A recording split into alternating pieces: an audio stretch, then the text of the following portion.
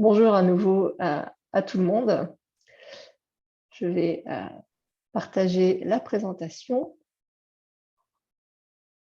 Et donc, je laisse la parole à Myrto maintenant, qui est la Merci présidente. beaucoup, Caroline. Merci à tous d'être là. Merci aussi à nos replanetteurs, comme on dit, en la personne de Armel, Cécile et Leonardo.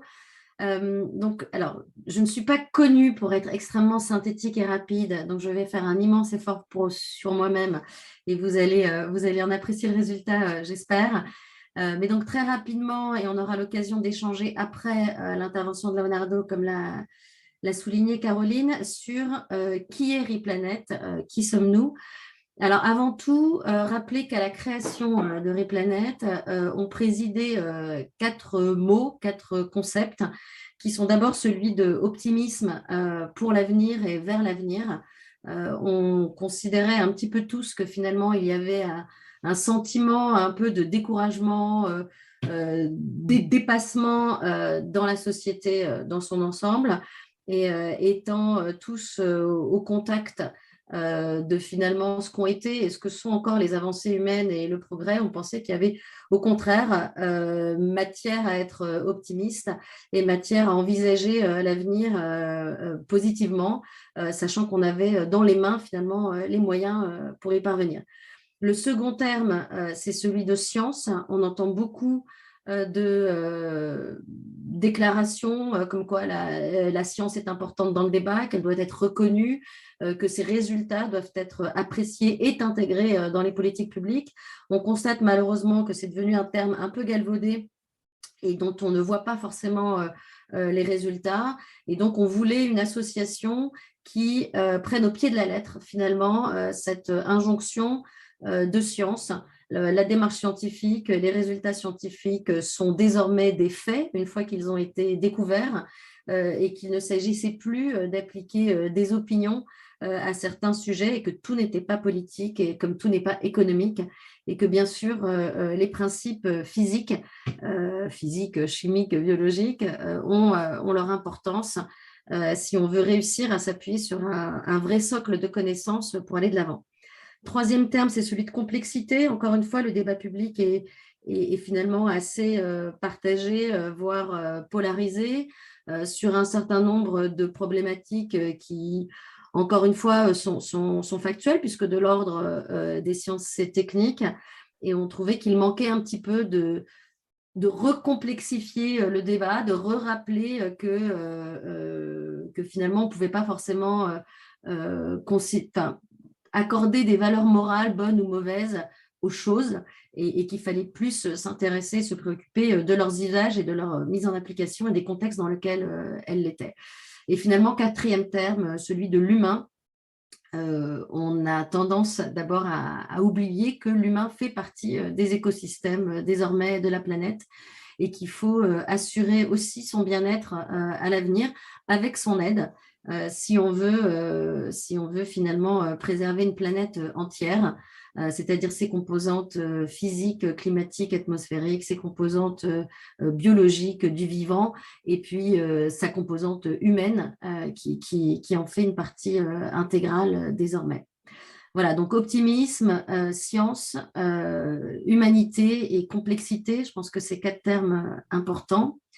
Alors, slide suivant, excusez-moi, je suis déjà un peu longue. Donc, en fait, on a décidé de partir finalement des objectifs, qu'il est important de ne pas confondre objectifs et moyens, que nos objectifs étaient d'abord la stabilisation du climat, la vitalité de la biodiversité des écosystèmes et l'amélioration de la condition humaine, et que ces trois objectifs devaient être atteints simultanément, non seulement parce que c'était souhaitable, mais aussi parce que c'était finalement une condition à leur réussite et qu'on ne parviendrait pas à engager les humains à prendre les mesures pour stabiliser le climat si on n'améliorait pas leurs conditions elles-mêmes, que sans une préservation et une libération des espaces naturels et de la biodiversité, finalement, les mesures qu'on prenait pour l'humanité ou pour le climat ne s'appliqueraient pas, etc. Et que donc, il ne s'agissait pas de laisser aucun de ces objectifs sur le bord de la route. Et donc, de ce point de vue-là, nous adoptons une démarche qui est celle de positionner donc, au-dessus de tout les objectifs et de ne considérer les solutions qu'en fonction de la réponse qu'elles sont à même à apporter à ces 3 objectifs simultanément, dans le cadre qui est le leur, c'est-à-dire une solution n'est pas une solution en tant que telle, elle l'est parce qu'elle est une solution à un moment précis de l'évolution de la connaissance scientifique, à un endroit précis, un contexte avec ses conditions propres, et qu'il faut intégrer le caractère variable et évolutif de ces solutions, de la même manière que la méthode scientifique aussi nous l'apprend, qui est de dire finalement les connaissances progressent, les connaissances et de l'environnement et du type de solution qu'on peut y apporter elle-même. Donc, notre démarche est celle-ci et on a voulu la retranscrire non seulement dans ce qu'est l'association. Et alors, ce qu'est l'association, c'est important, c'est qu'on ne vient pas avec des postures, on ne vient pas avec des solutions, mais on se propose de les construire. On se propose de les construire avec eh bien, ceux qui savent, parce que peut-être un terme que je pouvais ajouter aux 4 premiers, c'est celui d'humilité. Ceux qui savent, dans l'état des connaissances actuelles humaines, c'est ceux qui ont dédié du temps, des efforts, de l'étude pour comprendre un aspect de ce qu'est la vie, et qu'il faut s'appuyer aussi sur leurs travaux pour se forger une opinion, en tout cas une position qu'on se propose ensuite d'amener dans le débat. Alors, ça m'amène à la slide suivante, qui est que finalement, comment est-ce que tout ça se traduit de manière extrêmement concrète? Alors là, vous avez un des aspects de cette traduction, parce que c'est celui qui nous occupe aujourd'hui. Donc, on a d'abord vocation de think tank, d'une certaine manière, où on se propose, comme je l'ai dit, de construire la position de l'association sur finalement tous les aspects et tous les domaines qui, à un moment ou à un autre, vont conditionner l'atteinte de ces 3 objectifs simultanés. Pour nous, la transition écologique, énergétique, elle est vraiment celle-là, de réussir à atteindre ces 3 objectifs en même temps. Et donc là, on est en train de monter une série d'ateliers où on va inviter des experts de leur domaine, les confronter à ce questionnement qui est le nôtre et essayer de retirer de leur part un certain nombre de réponses qui vont poser le cadre finalement dans lequel les fameuses solutions viendront répondre progressivement. Donc un premier cycle qui pose finalement les bases de ces 3 objectifs, climat, biodiversité, développement humain, et qui impose les conditions limites qui doivent être respectées à toutes les thématiques du second cycle et ensuite du 3e, qui viendront du coup nécessairement s'insérer là-dedans. Le deuxième volet que vous ne voyez pas ici, mais qui doit participer impérativement, c'est bien l'objet de l'association, c'est aussi pour ça qu'on l'a créée, c'est de porter finalement ces positions dans le débat public, de porter ces positions au sein des discussions qui donnent lieu à politique publique, parce que le réglementaire, le législatif ont une place importante à tenir. Et comme on est bien sûr en démocratie, et même si c'est questionnable parfois dans une démocratie qui est fonctionnelle, l'opinion des citoyens s'exprime, se retransmet et elle se doit d'être renseignée, elle se doit d'être nourrie aussi du point de vue de la recherche et des scientifiques qui n'ont pas toujours les canaux pour s'exprimer, ce qui est aussi pour nous une manière d'y participer. Voilà. Est-ce que j'ai été trop longue ? Je ne sais pas, mais enfin voilà en tout cas, je pense quelques éléments importants à retenir, qui est cette démarche scientifique et finalement ce double champ d'action. D'un côté, think tank, de l'autre, intervention dans le débat public, parce qu'il faut être acteur des sociétés qui sont les nôtres. On ne peut pas se contenter de les juger de l'extérieur et ensuite de sanctionner par le vote. Il faut s'impliquer au quotidien et il faut rentrer finalement dans cette conversation de la manière la plus objective et la plus humble qui soit, parce que les sujets qu'on traite sont des sujets compliqués. Et la première étape est déjà de l'admettre. Voilà. Merci beaucoup à toi, Caroline. Merci, Myrto. Un petit mot au sujet de l'association qui est en fait partie prenante d'un réseau européen, une sorte de collectif d'associations implantées dans déjà 14 pays. On a même des membres un petit peu isolés dans certains autres pays. Il faut voir que les associations dans chacun de ces pays ont, je vais dire, forcément le même esprit, hein, ce qui a été évoqué au début par rapport à l'atteinte simultanée de ces trois objectifs, appuyés sur la démarche scientifique et la reconnaissance des faits.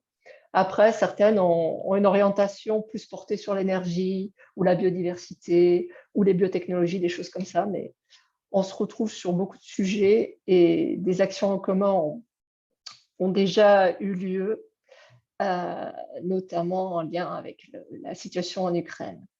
Voilà, vous avez ici le site web si vous voulez aller faire un tour dessus.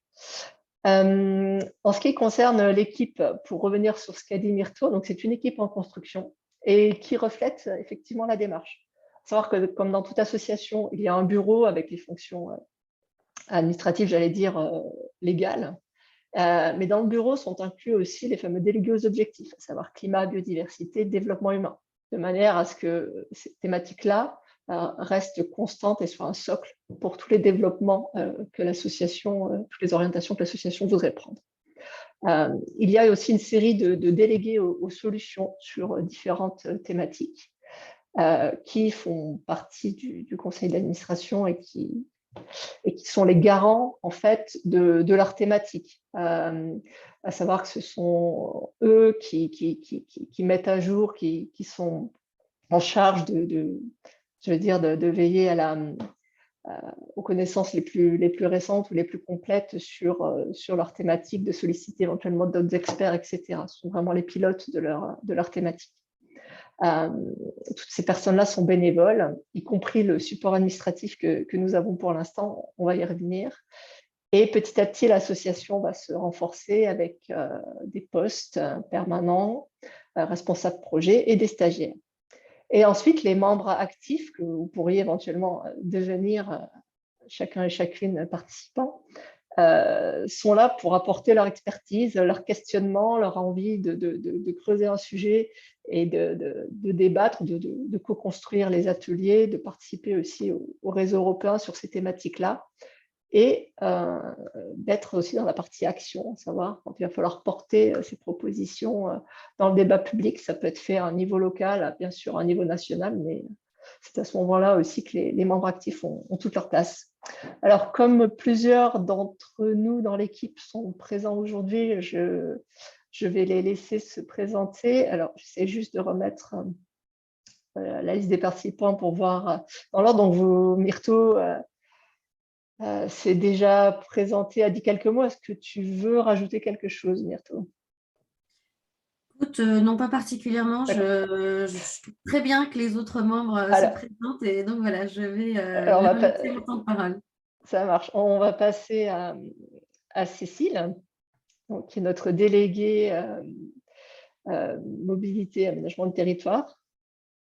Oui, bonjour à tous. Merci Caroline et merci Myrto pour cette introduction. Donc moi, je suis Cécile Maisonneuve. J'ai rejoint l'association à la demande et en bonne coordination avec Myrto et Caroline comme vice-présidente de l'association et comme l'a dit Caroline, déléguée aux solutions en matière de mobilité et de territoire. Juste 2 points. Ce qui m'a motivée pour rejoindre ePlanet, c'est en lien avec ce que Myrto disait, quand on travaille sur le futur et quand on veut regarder à la fois sans posture et avec humilité, c'est bien de connaître le passé. Moi, il se trouve que je suis historienne de formation et il me frappe que souvent, quand on parle de tous ces sujets et qu'on propose des solutions, il est important de ne méconnaître ni l'histoire des idées, ni l'histoire politique, ni l'histoire sociale ou celle des relations internationales.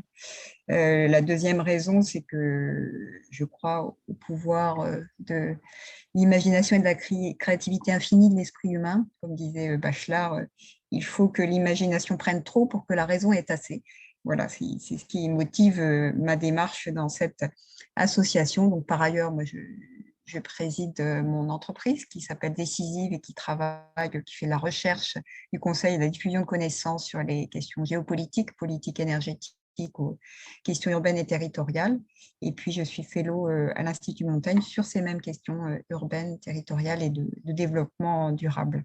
Donc, ravie de recevoir aujourd'hui Leonardo pour cette conférence inaugurale. Merci Cécile. Donc Armelle est là aussi aujourd'hui. Oui, bonjour. Alors, donc, je m'appelle Armelle, je suis Office Manager et j'occupe le même rôle au sein de Replanet. Je m'occupe de toutes les questions administratives qui se posent pour une association qui se lance, qui embauche pour la première fois, qui fait son premier bilan comptable. Tout un tas de choses très rébarbatives, mais nécessaires. Rébarbatives pour beaucoup de monde, mais moi j'aime bien ça.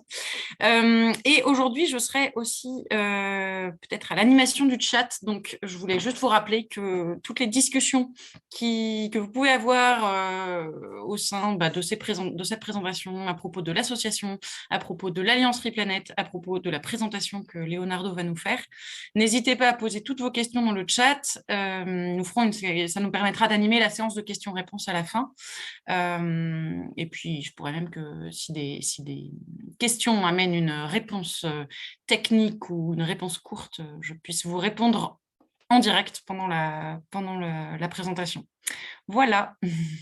Merci Armelle. Et je vais peut-être juste dire un tout petit mot, Caroline, pour compléter. Donc, il nous manque donc François-Marie Bréon, qui est climatologue et qui est donc le délégué objectif climat, qui a lui-même participé en tant qu'auteur au 5e rapport du GIEC. Et donc, il vient de m'écrire qu'en fait, il est coincé, il ne peut pas nous rejoindre. Même chose pour Adrien, c'est pas grave. Ce qui est important, c'était aussi de vous présenter, alors en un mot, parce qu'il va je pense, se présenter un petit peu. Vous avez eu des éléments de Leonardo qui s'occupe au sein de l'association d'un sujet qui nous tient particulièrement à cœur, qui est celui de la relation entre science et société. Parce que bien sûr, quand on parle de réintégrer la science et de ne pas avoir une approche dogmatique et de ne pas arriver en disant « voilà, nous sommes la société civile, nous savons et voilà ce qui est bien pour vous », il s'agit, pour intégrer la science, de d'abord refonder la relation entre la science et les gens, et que sans cette étape-là, finalement, on peut continuer à parler de la science si cette relation n'est pas réintégrée. Ma foi, tous les autres efforts de Replanet seront vains. Et donc, c'était important pour nous de commencer ce webinaire inaugural en traitant de cette première question qui est pour nous la question de la réconciliation entre science et société pour qu'on puisse permettre à ces avancées de se faire.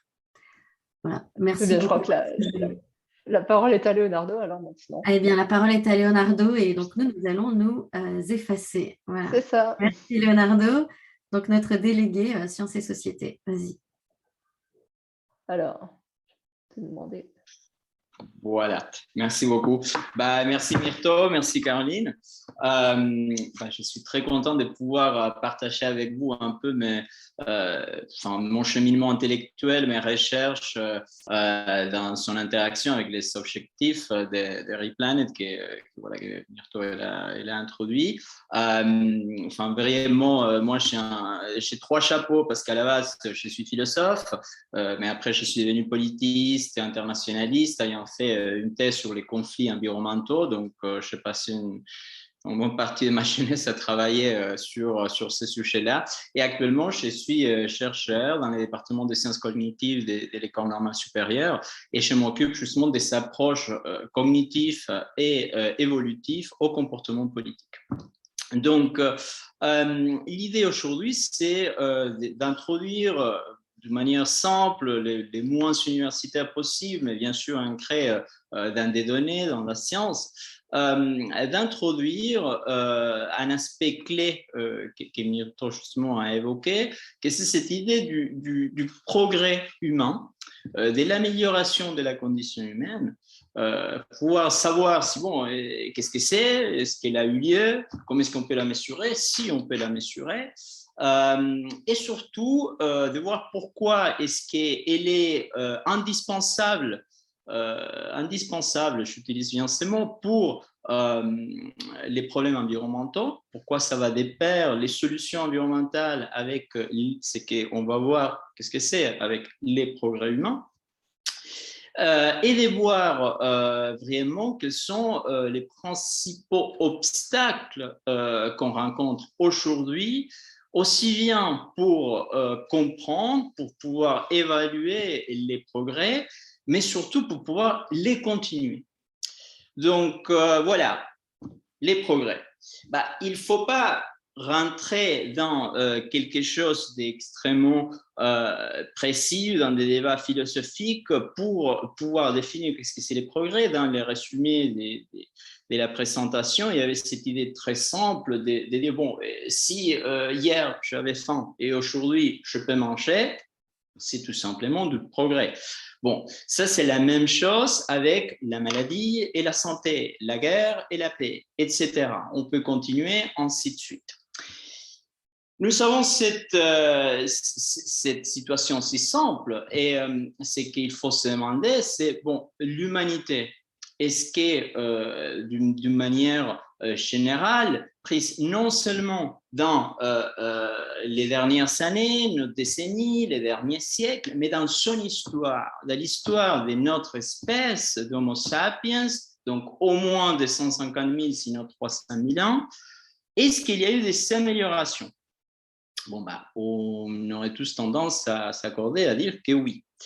Et pourtant, il faut bien mesurer toutes ces choses-là. Et ça, c'était quelque chose qui a fait pendant des longues années de recherche quelqu'un dont je vais passer beaucoup de ce que je vais vous présenter aujourd'hui, que c'est Steven Pinker. Steven Pinker, sans doute vous les connaissez ou peut-être pas, c'est professeur à Harvard, c'est un psychologue cognitiviste et aussi l'un des pères fondateurs, disons, de la psychologie évolutionniste.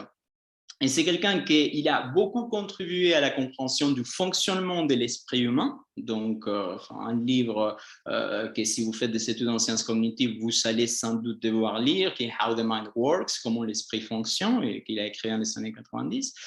Il a fait ces contributions-là, mais après, il a passé un certain nombre d'années, il a mis en suspension ses recherches par rapport à ça, et il a décidé de voir, par exemple, ponctuellement la question de la violence. Est-ce que la violence dans l'histoire de l'humanité, qu'est-ce qui se passe? Est-ce qu'il y a plus de guerres ou moins de guerres? Est-ce qu'il est plus violent ou moins violent?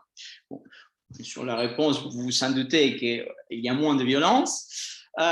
Mais cette démarche qu'il a entreprise, ce n'était pas juste une démarche des comptables, de voir s'il y avait moins ou plus de violence, mais aussi de comprendre les raisons qui ont poussé à ces déclins inouïs dans la violence par différentes périodes de l'histoire de l'humanité. D'abord, il y a eu moins de violences tribales. Donc, vous savez, à l'époque, on était chasseurs-cueilleurs, que la violence, c'était tout simplement les raids nocturnes. Donc, les taux de mortalité, il était énorme, comme les archéologues peuvent nous en parler.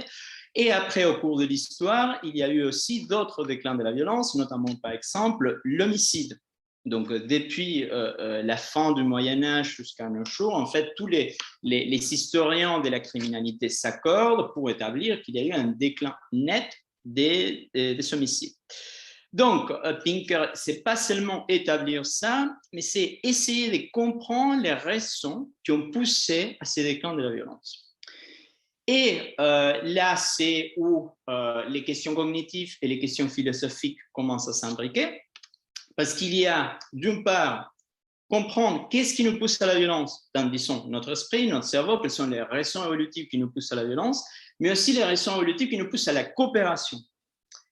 Et une fois qu'on a compris ça, par rapport au cerveau humain, on peut voir qu'est-ce qui se passe au niveau de l'environnement, l'environnement pas dans le sens de la nature, mais dans le sens des institutions, etc., voir qu'est-ce qui a été changé dans ces milieux-là pour en fait faire possible les déclins de la violence. Et c'est là qu'interviennent les lumières. En fait, les lumières, que c'est surtout la raison, la science, des valeurs qu'on pourrait dire humanistes, l'humanisme bien sûr venant de la Renaissance, mais cette idée de l'humanisme que toute vie humaine, elle est égale, que tous les hommes et toutes les femmes sont pour les manier un peu niais, mais des frères et des sœurs, dans le sens qu'il n'y a plus des autres ou des nous, et toutes les choses qui sont mises en mouvement à ces moments-là, par exemple, les appels pour arrêter l'esclavagisme, etc. Donc, une considération de l'humain. Et c'est là, en fait, que, comme je vous disais, on commence à avoir cette imbrication entre les valeurs des Lumières, que ce sont les valeurs de l'écomodernisme ou l'éco-humanisme, et ces facteurs qui ont fait un déclin par rapport à la violence.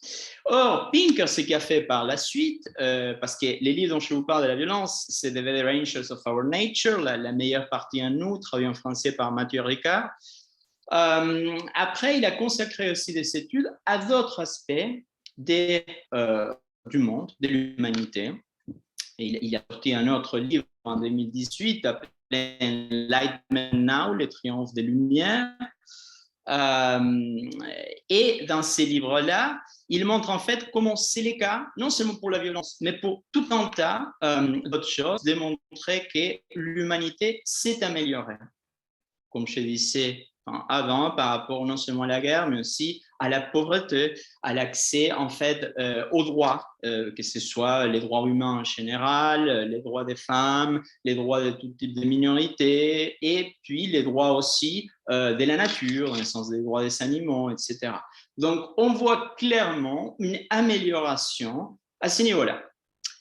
Et pourtant, malgré cette situation, on nage dans une ambiance dans laquelle il semblerait qu'on vit l'époque la plus catastrophique qu'il n'y a jamais eu, et on est entouré des discours d'effondrement par rapport à que ce soit la violence ou plus particulièrement, dans les cas qui nous intéressent aujourd'hui, l'environnement.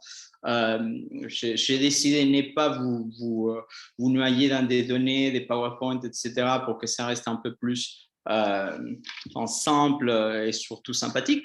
Mais vous avez sans doute entendu par rapport en fait à l'anxiété écologique qu'un certain nombre de jeunes éprouvent aujourd'hui. Ça, les recherches le montrent très clairement.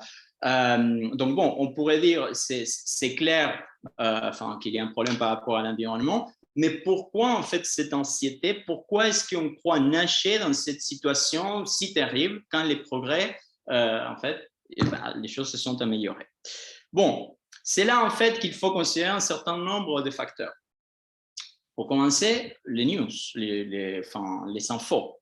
Quand on regarde ce qui se passe, quand on regarde les journaux, les chaînes télé, etc., c'est bien évidemment des mauvaises nouvelles, c'est qui est tout à fait cohérent. En fait, les correspondants de guerre ne passent pas à l'antenne, en live, pour dire je suis dans un pays où il n'y a aucune guerre, il n'y a rien qui se passe, tout va bien. Donc, cette particularité des news, c'est là qu'elle s'imbrique avec une particularité de notre cerveau, notre esprit. Et c'est ce qu'on appelle les heuristiques, ou les biais cognitifs aussi, ce n'est pas la même chose, on va voir les différences. Mais la première de ces choses est tout simplement l'heuristique de disponibilité.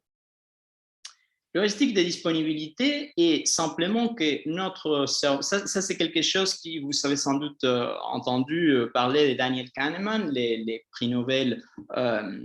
C'est un psychologue, mais il a eu les prix Nobel d'économie, qu'il a développé pendant des longues années, des décennies, une recherche vraiment très importante avec son collègue décédé, Amos Tversky. Et en fait, ce qu'il montre est que les décisions qu'on prend, les jugements qu'on fait, se basent dans ce qui est le plus simplement accessible à notre mémoire. Et ça, c'est très bien, c'est normal. Disons que, il n'y a rien de mal par rapport à ça, il n'y a aucune irrationalité. C'est tout à fait compréhensible que c'est qu'il est plus simple pour nous. Si je suis un citadin européen, dans la ville où je suis, il y a plein de pigeons. Si je suis dans une autre ville et je vois des oiseaux de loin, je vais assumer que ce sont des pigeons. C'est simple. Mais les problèmes avec cette heuristique de disponibilité est que ça peut très simplement tomber dans un biais de disponibilité. Par exemple, si je suis en train de me baigner dans la mer en Méditerranée et j'ai lu toutes les infos par rapport à la surpopulation des méduses et je sens quelque chose qui passe à côté de moi, bon, je pensais que c'est une méduse et ça c'est normal parce qu'en fait, bon, voilà, on suit les news, ça montre qu'en fait, il y a ça. En revanche, si je suis en train de venir en Méditerranée et la veille, j'ai regardé Jaws, Les Dents de la Mer, et je sens quelque chose qui bouge, et je pense en fait fort probablement qu'il y a un requin, c'est fort improbable, mais c'est normal parce que c'est comme ça que les cerveaux, ils marchent. En fait, c'est l'information la plus récente qu'on a. Donc, on baigne dans cette ambiance des news d'infos négatives qui font à travers ces billets qu'on croit qu'en fait tout va mal, quand il semblerait que tout va bien. Mais comment est-ce qu'on fait pour établir que tout va bien? Parce que, enfin, c'est pas parce que je l'ai dit ou parce que Pinker l'a dit ou parce que je ne sais pas qui l'a dit qu'on va pas sur parole. Enfin, on est en train de dire qu'il faut procéder avec tout de manière scientifique. Bon, Steven Pinker dit qu'en fait, c'est très simple. C'est qu'il faut se compter. Donc, comme je l'ai dit sur le début, en fait, on dit, bon, par rapport aux homicides, est-ce qu'aujourd'hui, il y a moins ou il y a plus en fonction de la population générale? Donc, on procède de cette manière-là, d'une manière très nerdy, très geeky, très vraiment ancrée sur ces chiffres-là. Vous pourrez me dire, mais c'est une démarche froide, ces statistiques ne nous parlent pas des personnes, on peut dire que ça a descendu, mais en fait, les personnes qui sont mortes ne seront pas d'accord avec vos chiffres. En fait, au contraire, une démarche de compter est profondément humaniste. Pourquoi? Parce qu'on ne se concentre pas sur on n'accorde pas de la valeur aux vies des personnes qui sont les plus proches de nous, ou des personnes qui sont les plus photogéniques, ou des personnes qui sont les plus actives sur TikTok. On accorde de l'importance à tous les êtres humains de manière égale. Et c'est pour ça, en fait, qu'on procède en comptant. Mais la question maintenant, c'est, bon, pourtant, même si l'on compte, et si moi je suis en train de vous dire que les choses vont mieux, les progrès, il est attaqué de tout point de vue par un certain nombre des courants idéologiques, des courants philosophiques, par un certain nombre de courants de pensée très actifs, par exemple aussi dans certains départements de sciences sociales, d'humanité, etc. Ça, c'est ce que Pinker appelle la progressophobie. Alors, qu'est-ce que la progressophobie? C'est self-explaining, les noms le disent déjà, mais quand est-ce que ça a commencé? D'où ça vient? Et c'est là, en fait, que la progressophobie, elle est incarnée par les prophètes de l'effondrement. Les prophètes de l'effondrement, pour ne citer que quelques-uns, Foucault, Heidegger, Herbert Marcus et d'autres. Adorno, je ne mentionne que certains de ceux qui sont morts, parce que ceux qui sont vivants, actifs sur Twitter, on les connaît tous, donc je vous les épargne. Mais pourquoi est-ce qu'il y a cette démarche-là de dire que les choses, elles vont pire, ou que les choses, elles iront pire, ou qu'elles iront de manière plus terrible? Bon, c'est là, en fait, qu'il y a plusieurs choses qui se mettent en route. La première, c'est bien évidemment un courant idéologique, un certain romanticisme. Ce sont des choses qui, certes, viennent depuis parfois les 18e, mais surtout les 19e, mais aussi les 20e, que ce sont des attaques contre la technologie, contre la science, contre les avancées, une espèce d'idéalisation de la nature. Il y a aussi des facteurs tout simplement cognitifs, encore une fois. Donc, il y a par exemple ce qui sont les liés en fait des nostalgies. C'est cette idée de penser qu'au bon vieux temps d'avant, il y a un commentateur qui dit en fait la meilleure raison pour les bons vieux temps d'avant, c'est une mauvaise mémoire. Mais en fait, c'est normal des procès comme ça parce que c'est les cerveaux en fait qui fonctionnent de cette manière-là. On a une tendance en fait par rapport à notre propre passé de tourner toute notre propre histoire de vie bien plus rose de ce qu'elle ne l'est, en fait d'effacer les mauvais souvenirs, de croire que les bons souvenirs sont encore meilleurs que ne croient. Donc, il y a cet aspect cognitif. Et ça ne peut pas s'arrêter en fait là. C'est pas juste des aspects cognitifs, c'est pas juste des aspects idéologiques. Il y a aussi d'autres facteurs qui interviennent. Et dans les cas particuliers de l'environnement, il y a eu tout un certain nombre des prophéties dans les années, notamment les années 70, qui ne se sont pas du tout produites. Comme vous savez, il y a la fameuse bombe démographique qui allait nous exploser dans les années 90, ne s'est jamais produite. Les guerres pour les ressources, ne s'est jamais produite. Ma préférée, c'est la guerre de l'europium. Donc, est-ce que vous avez entendu parler des guerres de l'europium qui ont opposé l'humanité dans deux camps? Ben non, ça ne s'est jamais produit.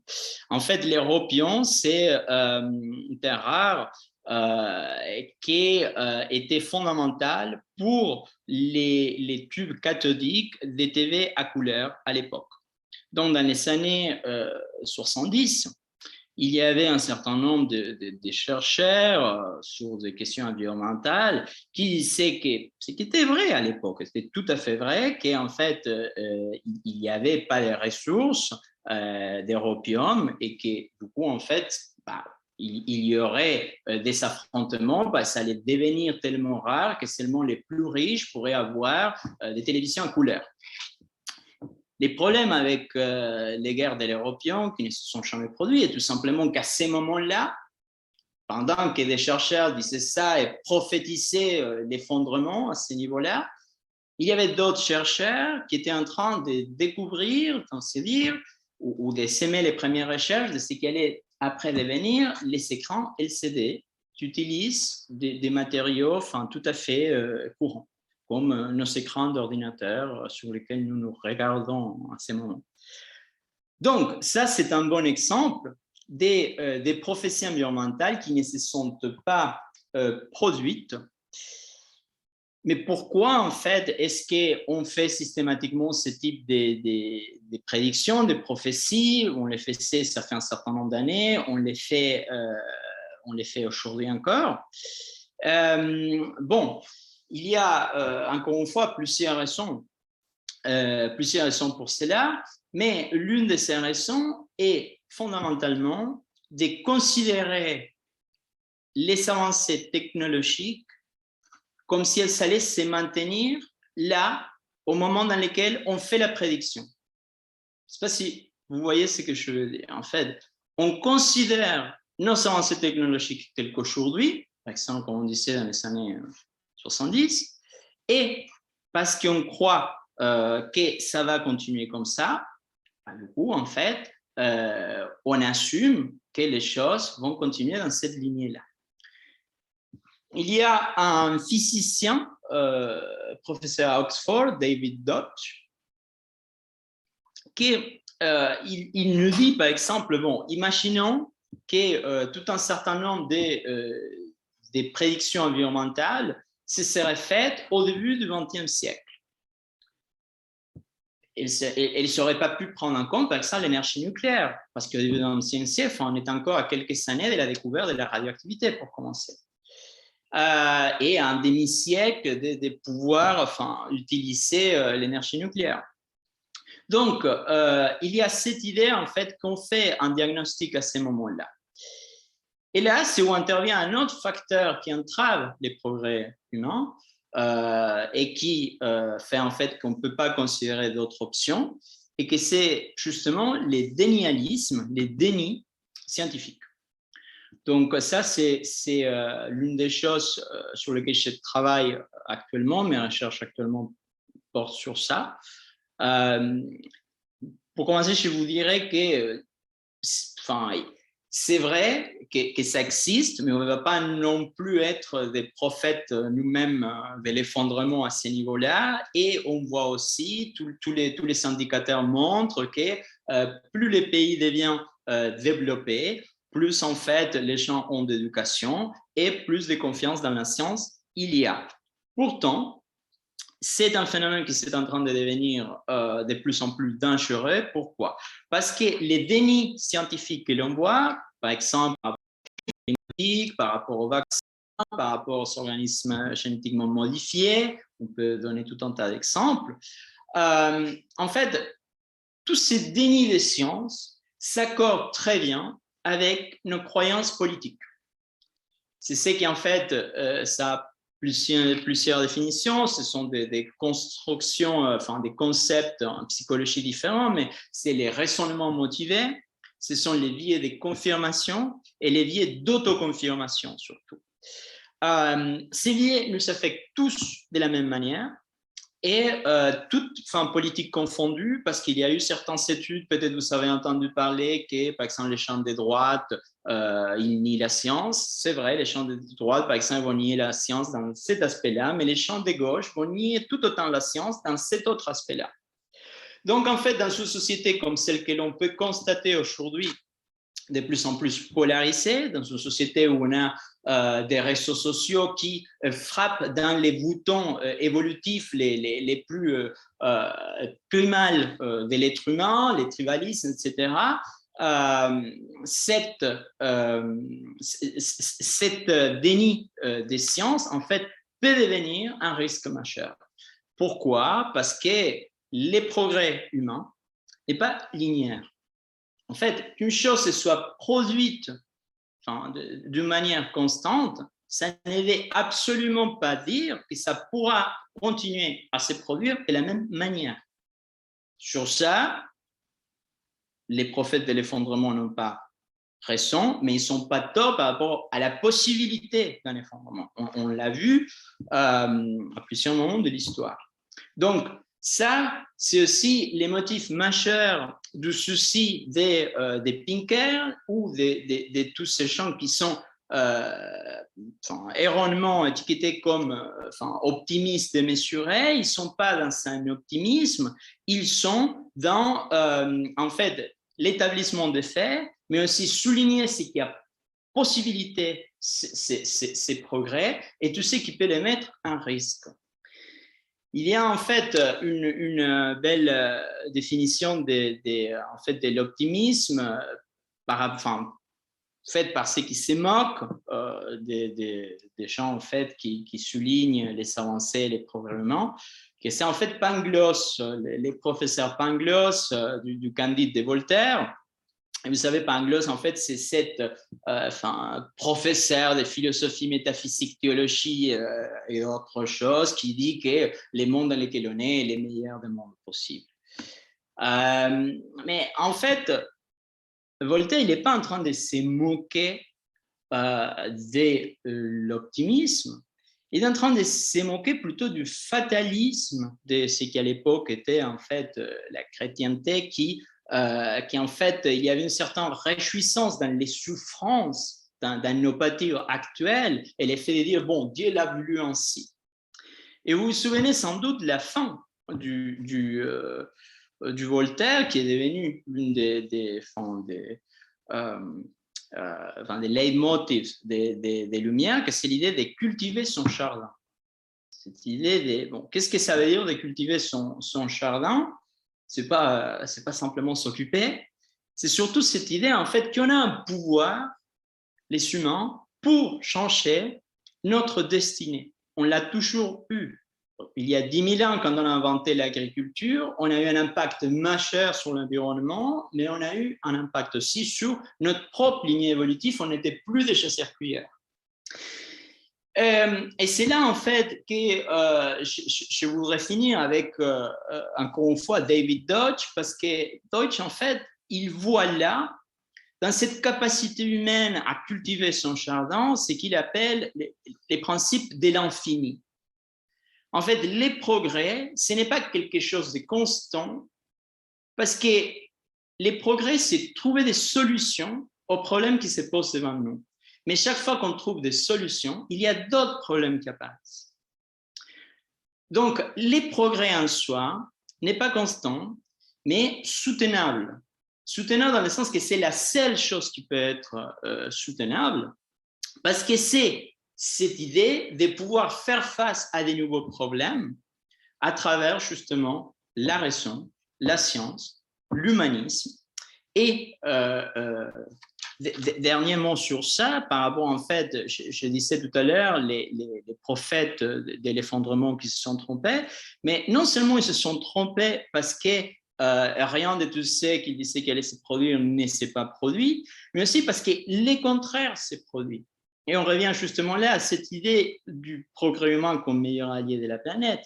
Quand on voit, en fait, par exemple, il y a de très beaux graphiques là-dessus, mais par exemple aux États-Unis, entre les années 70 et la fin des années 2010, il y a eu les PIB qui a doublé, les nombres de kilomètres que les gens roulaient en voiture qui a doublé, mais la population aussi, elle n'a pas doublé, mais elle a augmenté énormément.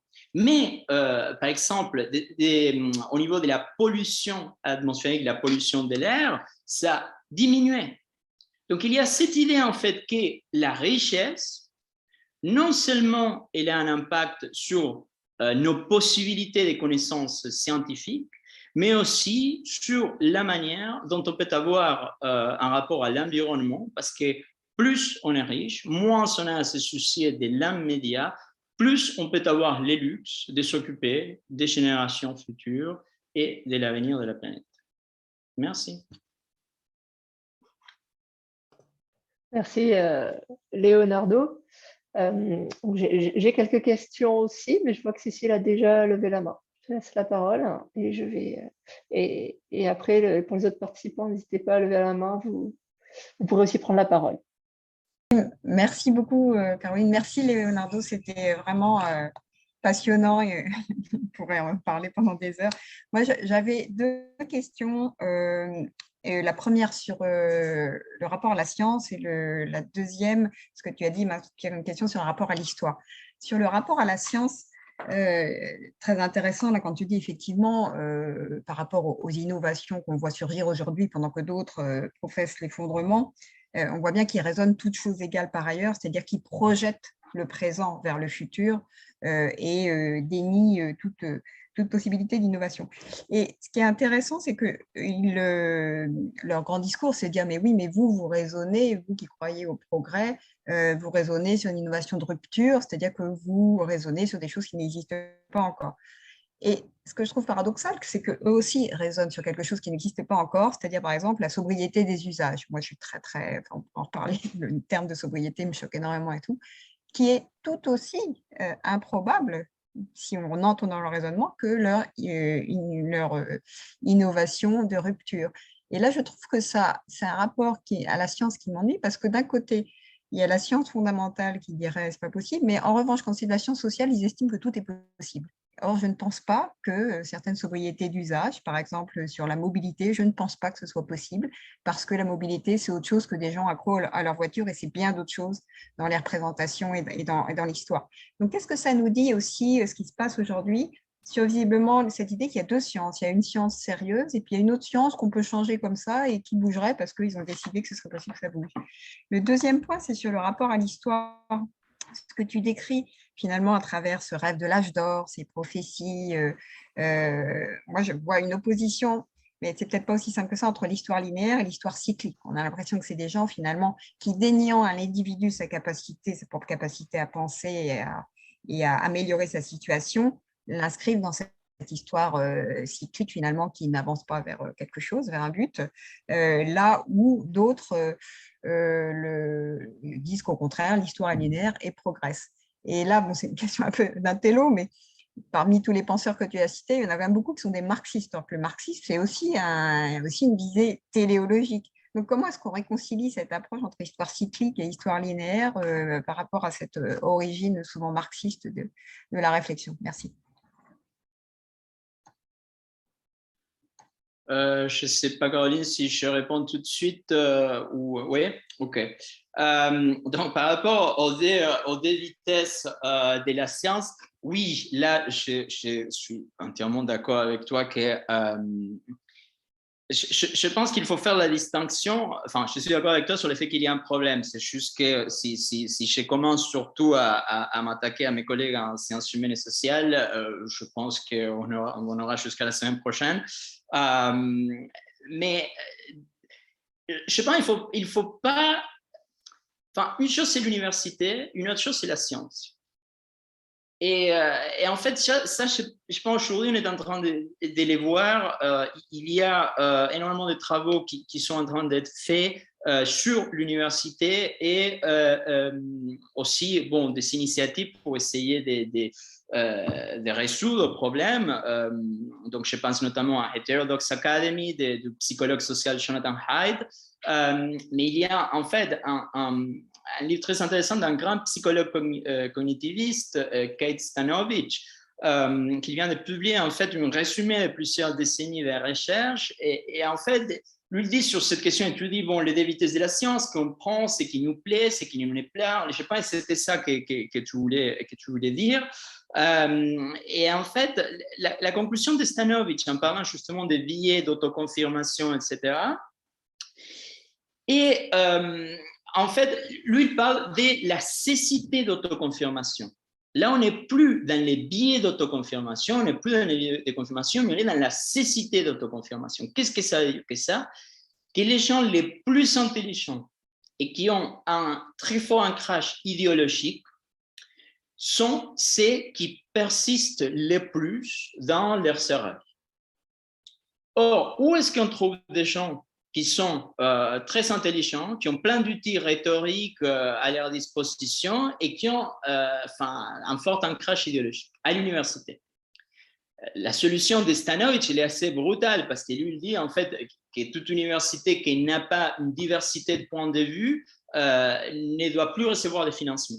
En fait, c'est sa conclusion. Je vais à la fin, je saute pour vous dire. Mais en fait, lui, il fait la distinction de dire, bon, parce que l'université l'a passé aussi, bon, on ne va pas s'attarder là-dessus, mais si on pense tout simplement les universités, soit la Sorbonne, Bologne, etc., à l'époque, quand Giordano Bruno, lui, il est allé à Oxford pour dire en fait, que c'était la Terre qui tournait autour du Soleil, on lui dit que c'était sa tête qui tournait sur son corps, enfin, qu'il était fou. Donc bon, il y a cette question-là par rapport à l'université. Et ça rejoint ta deuxième question par rapport au marxisme. Et la question du marxisme est parce que, bon, justement, oui, il y a plein d'ancrages idéologiques dans les courants marxistes. Et les marxistes, c'est surtout cette idée de déterminisme environnemental.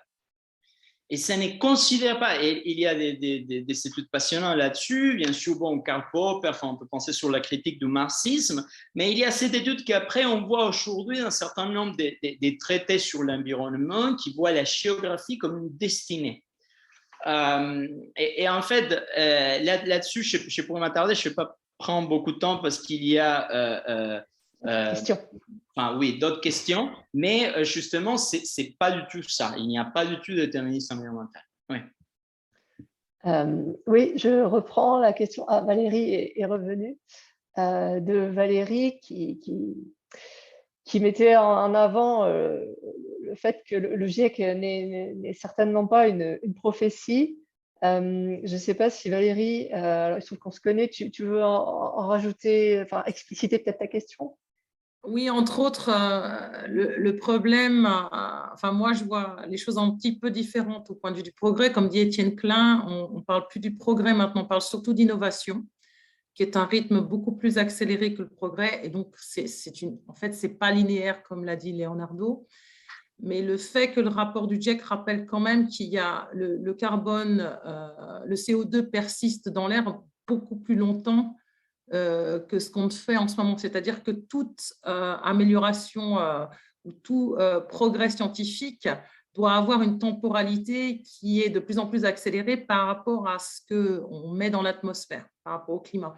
Donc, en fait, le problème, enfin, quand Leonardo parlait des prophéties des années 70, tout à fait d'accord qu'elles étaient anachroniques parce qu'elles correspondaient à des éléments qui ont changé, notamment les télévisions, mais il y en a un autre qui disait à un moment, on va avoir un gros problème de bouse de cheval dans les rues de Paris. Hein. Ça, c'est encore plus ancien. C'est la même chose.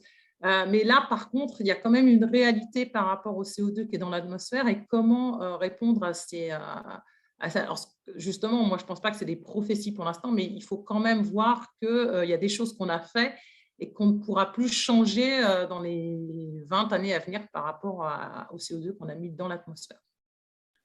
Oui, là, je vais sauter directement pour répondre. C'est très important. Merci Valérie pour votre question et pour souligner ce que j'aurais dû dire pendant la présentation pour qu'il n'y ait pas d'équivoque. En fait, disons qu'une prophétie, les GIEC, ce n'est pas du tout des prophéties parce que les GIEC, ce sont des rapports scientifiques et la science ne fait pas des prophéties. La science, elle fait c'est qu'on pourrait dire éventuellement, je n'ose même pas le dire, mais disons qu'il y a une différence entre prophétie et prédiction. Et disons que la prédiction, c'est dire ce qui va se passer en fonction du meilleur de nos connaissances actuelles.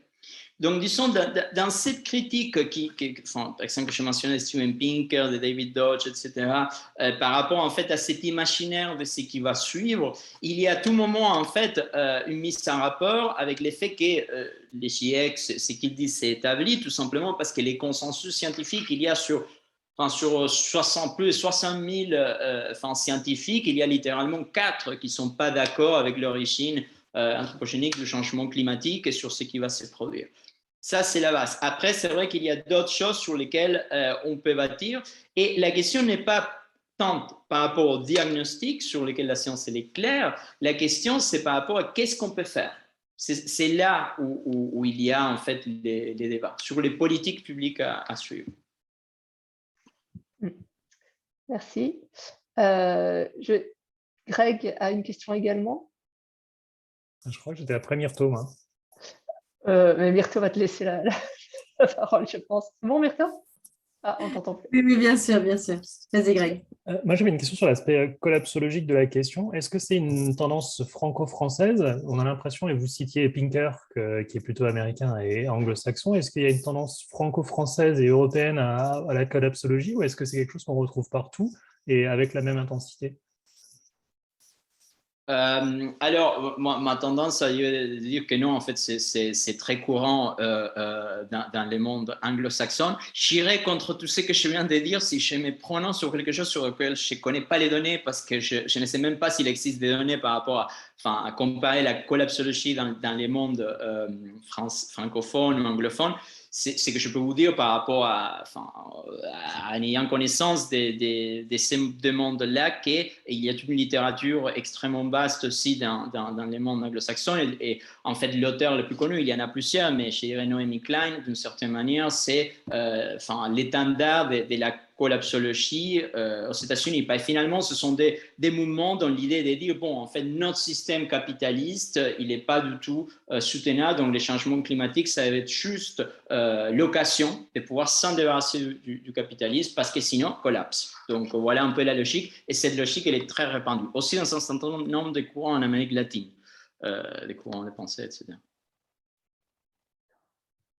Myrto, alors? Alors, merci beaucoup Leonardo, hein, on en apprend. Alors, c'est tout l'intérêt de cette association, c'est qu'on a décidé qu'on en apprendrait tous les jours et les uns des autres parce que voilà, on avait conclu à notre incapacité à tout savoir et je pense que c'est là le point de départ. Moi, j'avais 2 petites questions rapides à formuler, peut-être un peu plus longues à répondre. La première, c'est effectivement cette didactique, cette opposition entre progrès et innovation. Moi, j'ai vraiment l'impression que l'innovation a pris le pas sur le progrès. D'abord, pour une question de temporalité, Valérie a raison. parce que finalement, on attend des résultats beaucoup plus rapides de l'innovation. Le progrès est quelque chose de plus lent. Les gens ont cette impatience, désormais on a l'impression vis-à-vis du progrès, et le progrès est quelque chose de collectif, tandis que l'innovation a un caractère très Startup Nation, très un individu qui réussit très vite, qui gagne très vite sur une problématique extrêmement restreinte finalement, tandis que le progrès se veut beaucoup plus inclusif, et je regrette beaucoup, en tout cas une impression que j'ai, qui n'est une impression, qu'effectivement on a un peu ringardisé la notion de progrès, alors que finalement c'est celle-là qui nous manque. Ça c'est la première question, c'est de savoir comment est-ce que toi tu perçois ça. Et puis la deuxième remarque, c'était que le déni de la science, finalement, j'ai l'impression qu'il est dans le fait qu'on refuse certaines de ces avancées, mais aussi dans le fait qu'on fantasme certaines de ces avancées et qu'on refuse aussi d'admettre que des fois la science te dit on ne peut pas.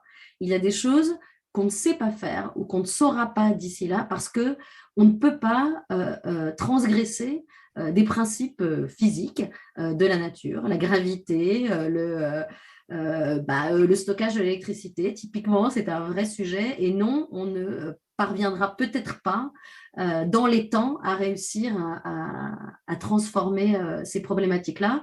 Et finalement, on a l'impression que le déni de science, il est aussi dans le fait de nier ses limites qui pourtant s'imposent à nous.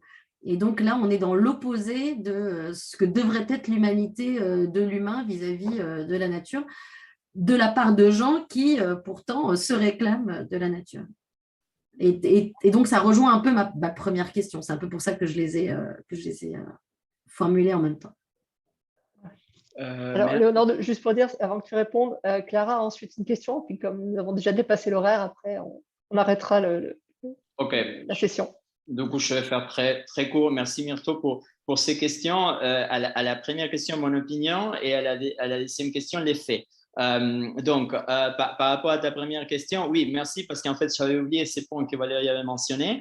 Oui, moi, je suis entièrement de ton avis. Là, c'est juste mon avis, mais pour moi, ce sont des choses entièrement différentes, innovation et progrès. Et je me demande même si l'effet de vouloir remplacer progrès par innovation n'est pas une manière de capituler, de dire, bon, les gens ne vont pas comprendre en fait qu'il y a le progrès, donc du coup, on va rester sur ces vocabulaires marketing, comme tu as dit, Myrto, Startup Nation, de dire l'innovation. L'innovation, c'est les moteurs du progrès. Ça, enfin, pour moi, c'est simple, c'est clair. Mais ce n'est pas les progrès, c'est justement l'addition des différentes innovations, cette manière de résoudre différents problèmes et les nouveaux problèmes que les solutions créent. Ça, c'est l'innovation, et l'ensemble de tout ça, c'est les progrès. Et par rapport à ta deuxième question, l'une des choses que par rapport au rapport à la science et cette incrédulité ou ce problème avec ce que les sciences ne savent pas, justement, tu as entièrement raison sur ça, mais c'est très intéressant parce que dans la recherche, c'est qu'on montre que l'effet que la science fasse des erreurs, que la science ne puisse pas trouver des solutions et que la science change aujourd'hui par rapport à ce qu'elle a dit hier, ça c'est pour les gens qui croient déjà, enfin pour ainsi dire, qui croient, qui supportent la science, c'est la preuve que la science marche parce qu'elle a une capacité d'autocorrection. Tandis que pour les gens qui ne croient pas à la science, qui sont sceptiques dans la science et dans les scientifiques, pour eux, ces phénomènes-là, c'est justement la preuve que la science ne marche pas et qu'il ne faut pas y croire. Donc, c'est ça qui est intéressant, ça, c'est au niveau de la recherche, c'est qu'on voit. Donc, c'est tout à fait les phénomènes que tu décris, mais qu'en fonction de ce que la recherche nous dit, pour l'instant, s'appliquerait plutôt aux gens qui ne croient pas déjà à la science. Donc, on va passer à la question de Clara. Oui. Merci. Bonjour, merci beaucoup. Vous m'entendez bien déjà? Oui. Super. Bon, bonjour à tous. Merci beaucoup pour toutes vos présentations. Moi, la question que j'avais, c'était sur justement la science. Sur quelle science vous souhaitez vous baser pour entamer cette réconciliation entre la société et la science, puisqu'on parlait du GIEC, on parlait de production, on parlait de revenus. Et du coup, je pense qu'il est important moi je me demande quand vous parlez aussi d'ateliers où des experts, quelles connaissances scientifiques vous souhaitez mobiliser, vous souhaitez partager au grand public Je ne sais pas si… Ok. Là, c'est peut-être Ouais, plutôt pour une Myrto, question pour Myrto et pour Caroline, de manière générale. Moi, je peux faire un début de réponse. Merci Clara pour votre question. En fait, justement, c'est un peu la démarche de Replanet, c'est de s'inscrire en faux par rapport à la manière dont la société civile, on en a l'impression, s'exprime aujourd'hui. C'est-à-dire qu'aujourd'hui, vous avez des organisations qui se créent sur la base d'une posture et qui poussent cette posture dans le débat public. Et nous, on a finalement conclu entre nous qu'on n'avait pas de posture particulière de science qu'on voulait défendre. Ce qu'on voulait défendre, c'était la démarche scientifique et la démarche de réflexion aux problématiques qui s'imposent à nous.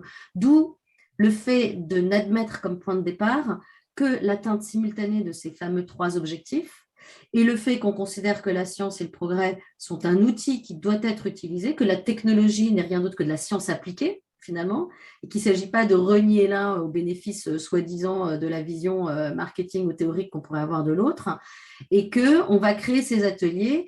Et pour vous donner un exemple très concret, le premier atelier climat, il y a 4 climatologues qui vont se rencontrer. Donc le premier, qui est François-Marie Bréon, qui est notre délégué objectif, qui est donc spécialisé dans ce qui est la chimie de l'atmosphère et l'observation et les mesures satellitaires. Quelqu'un qui est spécialisé dans la modélisation du climat et du cycle climatique qui est quelque chose de très particulier, quelqu'un qui est spécialisé dans la question de l'océan et de la réaction et des interactions entre océan et climat et cycle du carbone, et finalement quelqu'un qui serait spécialisé dans la question du cycle du carbone rapporté au sol, à l'agriculture, à la végétation. Et en fait, on va confronter ces 4 spécialités-là et nous, on va regarder.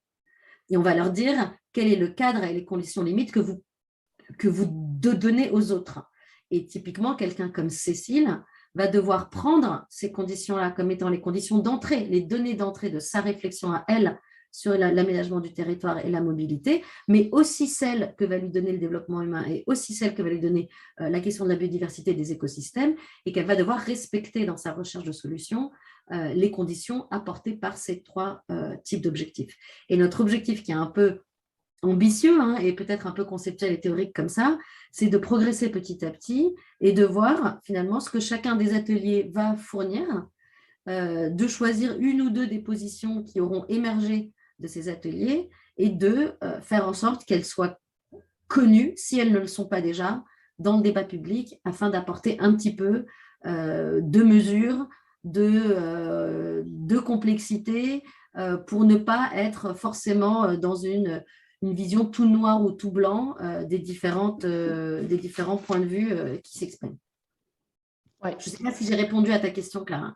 Oui, merci beaucoup. C'est vraiment cette idée de démarche scientifique en fait, que vous promouvez et qui permet aussi la positivité, j'imagine, et l'optimisme pour agir sur notre avenir. Donc oui, en ça, je comprends beaucoup mieux la posture que vous voulez défendre. Merci beaucoup. Merci. Merci. Je vois qu'il n'y a plus de questions. Est-ce que quelqu'un a envie de rajouter quelque chose? Alors, il y a une question de Absa. Ah, pardon. Désolée. Oui, je suis arrivée en retard en plus. Du coup, j'ai 2 questions. Il y a l'une d'elles que j'ai écrite. Donc, c'est que pensez-vous de ceux qui disent que le progrès scientifique a montré ses limites aujourd'hui? Oui, ça c'est une bonne question pour conclure finalement, parce que c'est vrai que il y a dans toute cette idée, dans toutes ces démarches progressophobes, des prophètes de l'effondrement, etc., il y a cette idée d'assigner, disons, la situation environnementale actuelle à la soif de progrès, comme c'est dit. Quand, en fait, bon, on ne va pas nier, bien sûr, la révolution industrielle, etc., l'accélération, ça c'est clair et net par rapport aux émissions de CO2. Mais en fait, il y a justement des paléoclimatologues qui ont établi que l'impact d'un être humain à l'âge des pierres sur l'environnement, il était bien plus important que celui d'un être humain aujourd'hui.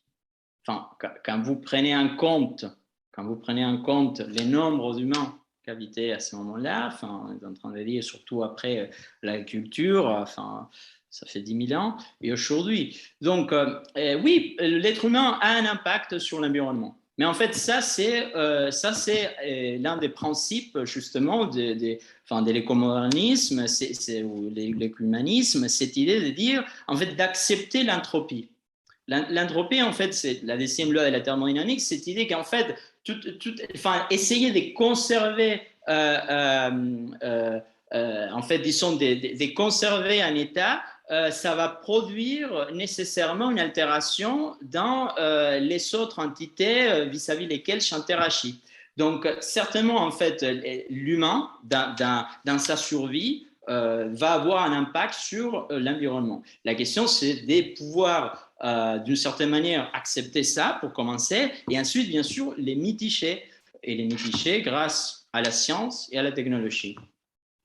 Ok, c'est intéressant. Et j'aimerais savoir aussi quelle est la démarche d'éco-humaniste? Est-ce qu'elle s'inspire plus de la pensée de Descartes, qui nous disait que grâce à son intelligence et à sa technique, l'homme peut devenir maître et possesseur de la nature? Ou peut-être elle s'inspire plus de Francis Bacon, qui lui nous dit qu'on ne commande la nature qu'en lui obéissant. Donc, est-ce que c'est plus Descartes ou plus Francis Bacon? Moi, je pense qu'il y a les deux. Moi, je pense qu'il y a les deux parce que d'une certaine manière, les deux, on se met les bases de ce qui après a été les Lumières. Et je pense que la démarche éco-humaniste, c'est foncièrement une démarche des Lumières. C'est ancré là-bas. Mais à sa manière, Descartes, Bacon, ils sont tous les deux, Descartes en nous proposant surtout une méthode et Bacon avec cette idée de la science, du savoir, qui ont permis après que d'autres penseurs puissent mettre les bases de ce que Schoen appelle les Lumières. Non? Et c'est cette idée, surtout la devise des Lumières, de sapere aude, d'avoir le courage de savoir, que c'est finalement la démarche scientifique, aller jusqu'à la vérité, là où elle nous conduira. Ok, c'est très intéressant. Merci beaucoup. Ouais. Alors, Myrto, je te laisse le mot de la fin, peut-être. Eh bien, écoute, merci, aucun problème. Merci à tous d'avoir participé à ce premier webinaire qui était, je pense, très important aussi pour nous, pour initier finalement cette réflexion qui est tout sauf terminée. Je pense que la dernière question de Absa était absolument fondatrice, puisque effectivement, Absa, ça n'est ni l'un ni l'autre. Il est essentiel ni de penser que la science a réponse à tout et qu'elle va permettre la prise en main par l'humain du reste, et à contrario, ni penser le contraire non plus. C'est tout à fait le message derrière. Finalement, la seule chose que l'on pose de manière un peu ferme et autoritaire au sein de l'association, c'est cette volonté d'atteindre les 3 objectifs simultanément et de leur donner la même importance et la même valeur, parce qu'on ne pense pas que les uns soient atteignables sans les autres. Voilà, donc je vais conclure là-dessus avec un immense merci à Leonardo pour cette première conférence tout à fait intéressante, que j'espère nous ferons suivre d'autres d'ailleurs, et pourquoi pas dans cette thématique. Merci à vous tous d'avoir été là aujourd'hui. On a à peu près respecté les temps. Et en tout cas, ce qui a dépassé, c'était les questions-réponses. Et ça, on est toujours évidemment ouvert à cette partie-là. N'hésitez pas à continuer à interagir avec nous, éventuellement à nous rejoindre. Et puis, à la prochaine fois. Voilà. Merci. Merci beaucoup. Bon après-midi à tout le monde. Merci Merci beaucoup. Au revoir. Au revoir.